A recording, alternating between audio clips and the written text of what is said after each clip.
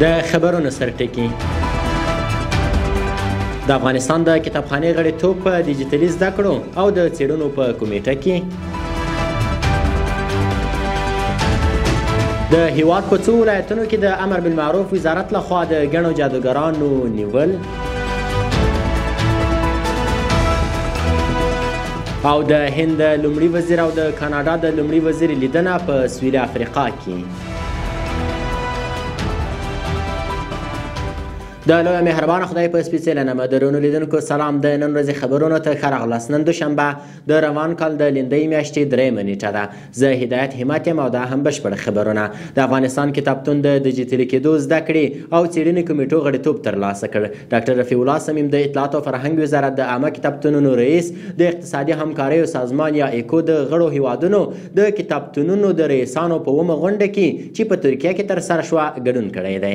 د اطلاعات او فرهنګ وزارت وایي په دې غونډه کې چې د 10 آسیایي هیوادونو او بنسټونو استازو برخه لرله، د غړو هیوادونو ترمنځ د ډیجیټلي ارشیفونو د پراختیا، د نادره اثارو د ساتنې او د مسلکي ظرفیتونو او تجربو د تبادلې په اړه خبرې شوې دي.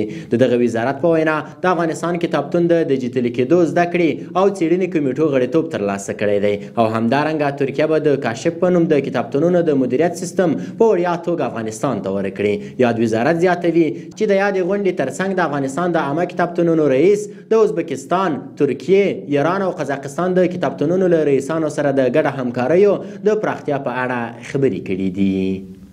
د امر بالمعروف نهی عن المنکر او د شکایتونو اوریدلو وزارت وایي چې محتسبینو په بلخ، سمنګان، کاپیسا او فراه ولایتونو کې 2 مسلکي جادوګران د جادویي کړنو د ترسره کېدو په مهال له نغدو پیسو، سرو زرو، څو عادي تذکرو، کتابونو او د جادو اړوند اسنادو سره نیولي دي. د امر بالمعروف نهی عن المنکر او شکایتونو اوریدلو وزارت په وینا دغه جادوګران د نیول کېدو وروسته عدلیه او قضایي ادارو ته سپارل شوي دي.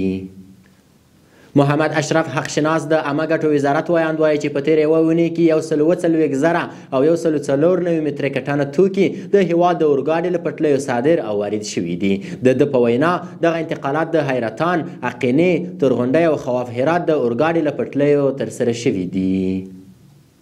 او د پای خبر دا چې نریندرا مودي د هند لومړي وزیر او مارک کارني د کاناډا لومړي وزیر د G20 د ناستې په څنډه کې په جنوبي افریقا کې سره لیدلي دي. مودي په خپل ایکس پاڼه لیکلي دي چې په دې لیدنه کې د دواړو لورو موافقه وکړه چې د خپلو دوه اړخیزو د تجارت د 2013 کال تر پایه $50 میلیارډ ته لوړ کړي. د هند لومړي وزیر زیاته کړې چې دواړو لورو همدارنګه پریکړه کړې چې خپلې اړیکې په ځانګړي ډول د تجارت، پانګونې، د ټکنالوژۍ نوښت، انرژۍ او زده کړې په برخو کې لا پراخې کړي.